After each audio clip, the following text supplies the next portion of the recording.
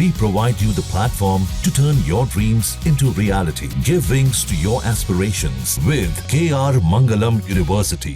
सच की पड़ताल, टूटेगा भ्रमजाल। Lie detector test. और आप देख रहे हैं किसी भी खबर का संपूर्ण विश्लेषण करने वाला शो लाई डिटेक्टर टेस्ट, जिसमें आज बात होगी महायुद्ध के बजते उस सायरन के बारे में जिसकी वजह से दुनिया डरी हुई है। रूस और यूक्रेन जंग को लेकर भले ही अलास्का में बातचीत की टेबल सजी हो, लेकिन जिस तरह से बेलारूस में हलचल हो रही है उससे टेंशन हाई है। महायुद्ध के बजते सायरन का विश्लेषण।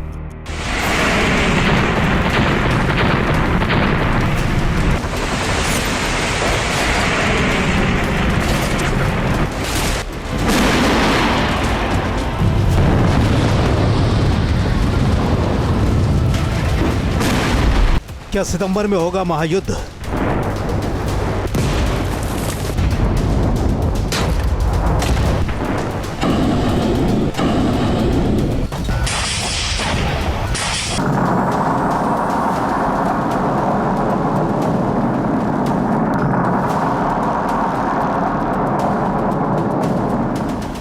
क्या सितंबर में आने वाली है महातबाही?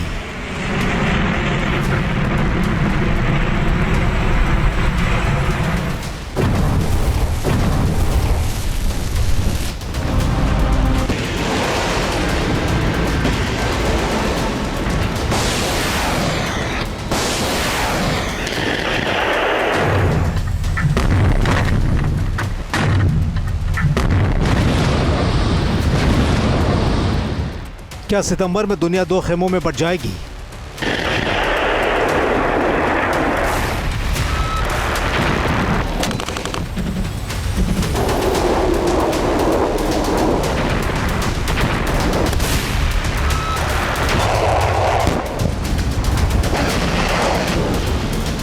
दो 2022 में जब रूस और यूक्रेन का युद्ध शुरू हुआ था, ठीक वैसा ही माहौल फिर से बन रहा है। रूस से जो खबरें आ रही हैं वो ब्रिटेन और जर्मनी को डरा रही हैं, अमेरिका को परेशान कर रही हैं, क्योंकि जिस तरह से रूस यूक्रेन पर हमला करने वक्त आक्रामक था, ठीक वैसे ही पुतिन अब चक्रव्यूह रच रहे हैं। पुतिन ने बेलारूस में हथियारों और सैनिकों की तैनाती को बढ़ा दिया है।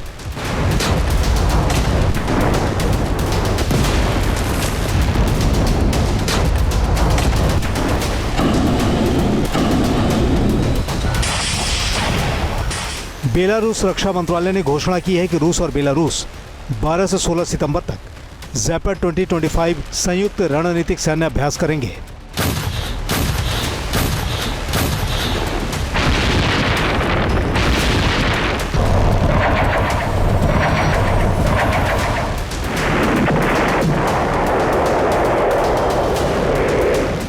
मतलब कि एक ओर तो पुतिन अमेरिका के राष्ट्रपति से अलास्का में मिलने वाले हैं, तो वहीं दूसरी ओर वो लगातार अपनी रणनीति को आगे बढ़ा रहे हैं।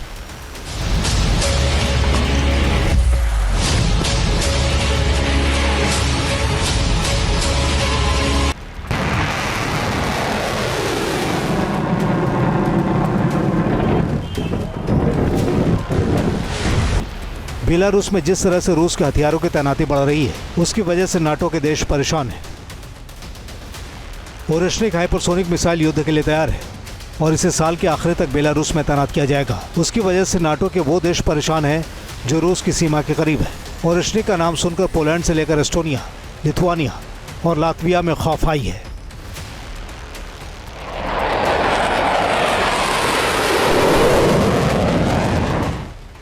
बेलारूस की सीमा यूक्रेन से भी एकदम सटी हुई है। पोलैंड नाटो का बेहद ही अहम देश है। यहाँ पर अमेरिका का बेस है।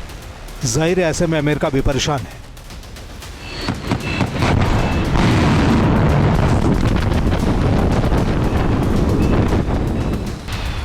रूस की ये मिसाइल इतनी घातक है कि पलक झपकते ही पूरे यूरोप में सर्वनाश मचा सकती है।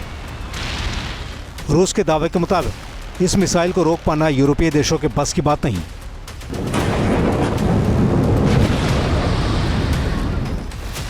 ओरेश्निक हाइपरसोनिक मिसाइल की ताकत की बात करें तो ये मिसाइल पारंपरिक और परमाणु दोनों हथियार ले जाने में सक्षम है। 13,000 किलोमीटर प्रति घंटे की रफ्तार से उड़ने वाली ये मिसाइल महज 15 मिनट में यूक्रेन को दहला सकती है। इस मिसाइल की रेंज 6,000 किलोमीटर है। Расчет, готовится совместное действие. Есть подготовиться к совместным действиям. Внимание, пуск. Есть пуск.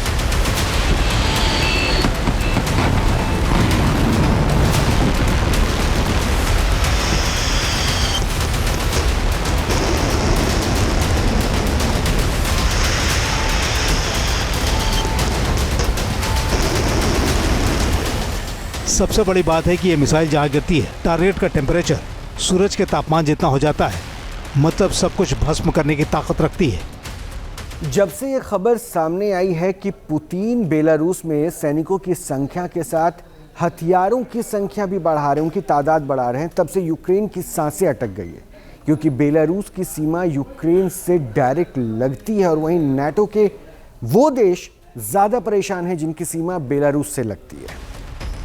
नाटो में कुल 32 देश हैं। दावा तो यह भी किया जाता है कि बेलारूस में पुतिन ने न्यूक्लियर हथियारों को तैनात किया है। जाहिर है पुतिन की मंशा क्लियर है, किसी भी तरह से नाटो के देशों पर दबाव बना रहे। रूस समर्थित देश बेलारूस की सीमा यूक्रेन, पोलैंड, लिथुआनिया और लातविया से डायरेक्ट लगती हैं, लिहाजा ये देश खौफ में। यूक्रेन को डर केवल बेलारूस से नहीं लग रहा, क्योंकि यूक्रेन के डर की एक और वजह है।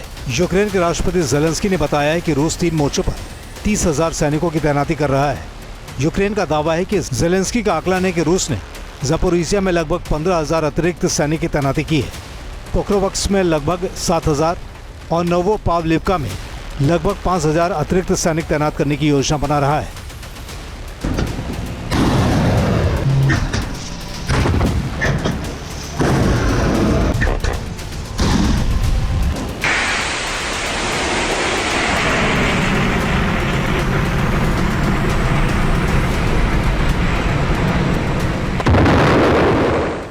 जाहिर है एक तरफ तो ट्रंप दावा कर रहे हैं कि वो रूस और यूक्रेन युद्ध को रुकवा देंगे, लेकिन जिस तरीके से रूस के राष्ट्रपति पुतिन आक्रामक हैं, उसकी वजह से नाटो देशों के साथ ज़ेलेंस्की भी परेशान है।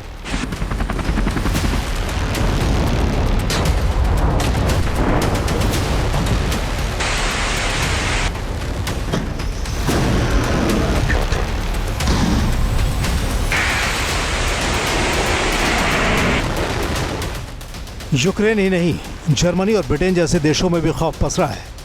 दोनों देश अपनी ताकत को बढ़ा रहे हैं।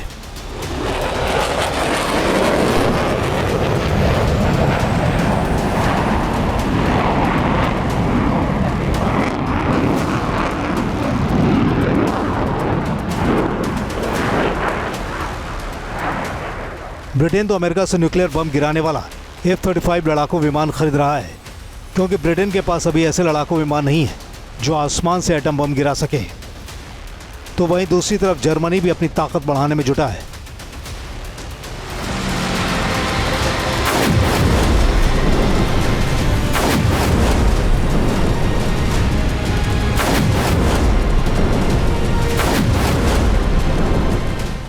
जिस तरह से रूस और यूक्रेन जंग में ड्रोन का इस्तेमाल हुआ है, उसकी वजह से दुनिया के कई देश ड्रोन ताकत बढ़ाने में जुटे हैं।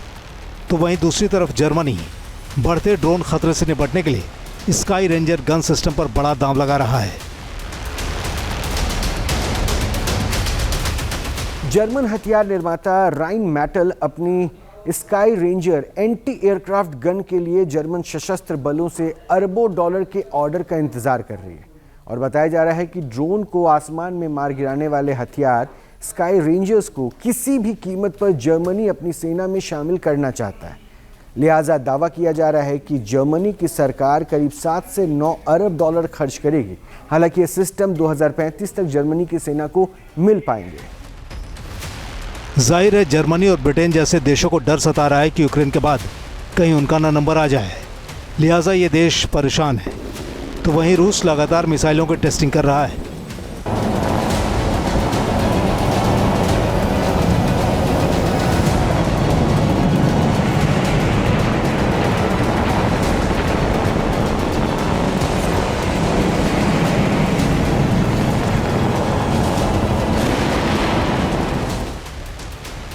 रूस के जखीरे में एक से बढ़कर एक मिसाइल है जो अमेरिका से लेकर यूरोप तक तबाही मचा सकती हैं।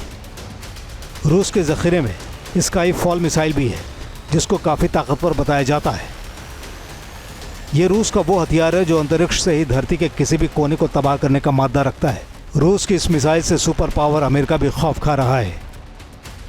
बताया जा रहा है कि रूस एक ऐसी परमाणु मिसाइल को विकसित कर रहा है जो कई साल तक अंतरिक्ष में धरती का चक्कर लगा सकती है, वहीं से अटैक कर सकती है। पुतिन एक बटन दबाएंगे और इस मिसाइल को जिस भी कोने में अटैक करने का आदेश मिलेगा, यह मिसाइल धरती के उस हिस्से को पल भर में नेस्तनाबूद कर देगी। ये subsonic nuclear powered cruise missile system से लैस होगी। ये मिसाइल दुनिया के किसी भी हिस्से को निशाना बनाने में सक्षम है।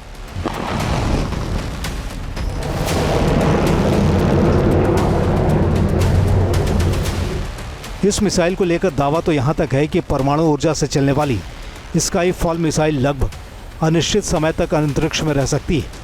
वहीं से इसको ऑपरेट किया जा सकता है। जब भी रूस के डिफेंस कमांड इसे हमले का आदेश देगा, ये मिसाइल तुरंत ही निर्धारित लक्ष्य पर परमाणु हमला कर सकती है। वैसे एक अंदेशा है कि ये 20,000 किलोमीटर तक हमला करने में सक्षम है। मतलब कि रूस अगर इसे दागता है तो ये दुनिया के किसी भी इलाके में तबाही मचा सकती है। सोचिए रूस की ये मिसाइल कितनी विनाशकारी है, तभी तो अमेरिका और ब्रिटेन जैसे देश घबरा रहे हैं। खौफ का माहौल है। रूस इस मिसाइल पर तेजी से काम कर रहा है। पिछले साल जो रिपोर्ट आई थी उसमें दावा किया गया था कि रूस की विध्वंसक मिसाइल 2025 तक लॉन्च हो जाएगी। मतलब रूस अंतरिक्ष से धरती पर तबाह का सामान तैयार कर रहा है। और अब खबर आ रही है कि रूस फिर से इस मिसाइल का परीक्षण करने वाला है। पुतिन भले ही 42 महीने से जंग में हो, लेकिन उनके तेवर में कोई कमी नहीं आई है। पुतिन जंग भी लड़ रहे हैं और अपने हथियारों की टेस्टिंग भी लगातार कर रहे हैं।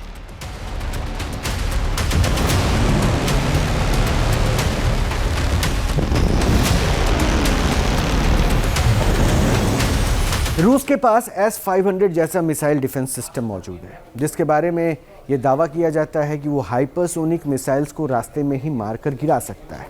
लेकिन नाटो के किसी भी देश के पास ऐसा कोई सिस्टम नहीं है जो रूस की हाइपरसोनिक मिसाइल्स को रोक सके। अब हम आपको ज़रा तबाही के तैयार पुतिन के 4 हथियारों के बारे में बताते हैं। ये 4 वो हथियार हैं जिनके बारे में नाटो देश भी सोचकर घबराए हुए हैं। सबसे पहले नंबर 1 पर है RS-28 सरमट, नंबर 2 पर है एवनगार्ड मिसाइल, नंबर 3 पर है टोपोल M मिसाइल और नंबर 4 पर है यार्स मिसाइल। इन चारों मिसाइल्स के बाद आपको सबसे ज़्यादा ख़तरा जो चुनौती दे रहा है ये रूस का परमाणु मिसाइल, क्यों दे रहा है ये हम एक एक करके बताते हैं। सबसे पहले हम आपको यहाँ पर रूस की जो परमाणु मिसाइल है वो RS-28 सरमट के बारे में बताएंगे। RS-28 सरमट की जो स्पीड है वो लगभग 25,000 किलोमीटर प्रति घंटा है और इसमें ऑपरेशनल रेंज 18,000 किलोमीटर के आसपास की मौजूद है। साथ ही साथ जो इसकी वॉरहेड कैपेसिटी है वो 10 परमाणु बम को एक साथ लेकर जा सकता है। अब दूसरे इस पे बढ़िए जिसका नाम है एवनगार्ड मिसाइल। ये एवनगार्ड मिसाइल रूस की अपने आप में विध्वंसक क्यों बन जाती है, इसकी वजह है इसकी स्पीड 33,076 किलोमीटर प्रति घंटा और ऑपरेशनल रेंज है इसकी लगभग 6,000 किलोमीटर। इसमें 6 परमाणु वॉरहेड कैपेसिटी है। तीसरे नंबर पर टोपोल M मिसाइल है जो रूस की परमाणु मिसाइल को किस तरह से और धार देता है, क्योंकि इसकी स्पीड 24,696 किलोमीटर प्रति घंटा है और इसकी जो ऑपरेशनल रेंज है वो 10,000 किलोमीटर के आसपास है और इसमें 1 परमाणु वॉरहेड की कैपेबिलिटी होती है। चौथे नंबर पर जो रूस का ये है यार्स मिसाइल, इसकी जो खासियत है, क्यों ये खास इसे बनाता है, तो ये इसकी सबसे पहले स्पीड 33,300 किलोमीटर प्रति घंटा, इसके बाद इसकी ऑपरेशनल रेंज है 12,000 किलोमीटर और इसमें वॉरहेड कैपेसिटी है 6 परमाणु बम की। ये तमाम ऐसे खासियतों की हम बात कर रहे हैं जिसकी वजह से परमाणु बम के साथ लैस रूस नाटो कंट्रीज़ के पास चुनौती देता है। अलास्का में एक तरफ तो ट्रंप और पुतिन के लिए बातचीत की टेबल सज रही है, तो वहीं दूसरी तरफ पुतिन लगातार रणनीति भी बना रहे हैं। 15 अगस्त को अलास्का में पुतिन और ट्रंप की बातचीत होनी है, तो वहीं दूसरी तरफ रूस के राष्ट्रपति पुतिन ने नॉर्थ कोरिया के तानाशाह किम से फ़ोन पर बात की है। जाहिर अगर बातचीत फेल हुई तो उसके बाद की रणनीति पुतिन बना रहे हैं, क्योंकि अमेरिका बातचीत भी चाहता है और वो लगातार कालिनिंग्राद को लेकर दबाव भी बना रहा है। अमेरिका की एक अधिकारी ने कालिनिंग्राद पर कब्जे की बात कही थी, तभी से इस इलाके में टेंशन हाई है। कालिनिंग्राद रूस से सैकड़ों किलोमीटर दूर पोलैंड और लिथुआनिया के बीच स्थित है। ये 15,100 वर्ग किलोमीटर का एक छोटा भूभाग है, लेकिन रणनीतिक लिहाज से काफ़ी महत्वपूर्ण है।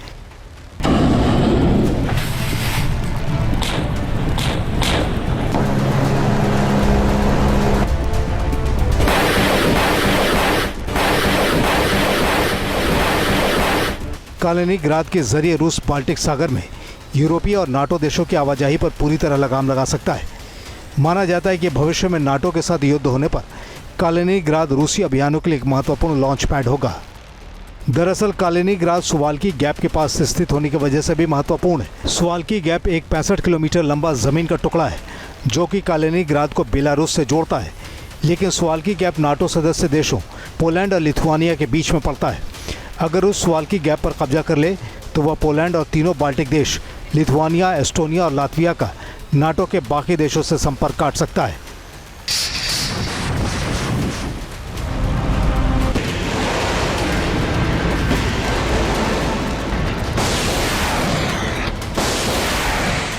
मतलब ये कि रूस तैयारी भी कर रहा है और बातचीत के लिए अलास्का में भी पहुंच रहा है। वैसे भी अलास्का पहले रूस का ही हिस्सा था, लेकिन इस इलाके को सोवियत संघ ने ही अमेरिका को दिया था। और अब बातचीत के टेबल भले ही यूक्रेन जंग को लेकर सज रही है, लेकिन तकरार तो कालिनिंग्राद से लेकर अलास्का पर भी है। सवाल यही है कि 15 अगस्त की बातचीत में हल निकलेगा या फिर महायुद्ध की चिंगारी भड़केगी। दुनिया भर की निगाहें इसी पर टिकी हैं। Team news nation.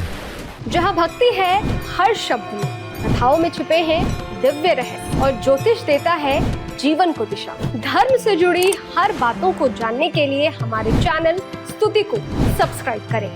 चैनल पर जाने के लिए इस लिंक पर क्लिक करें।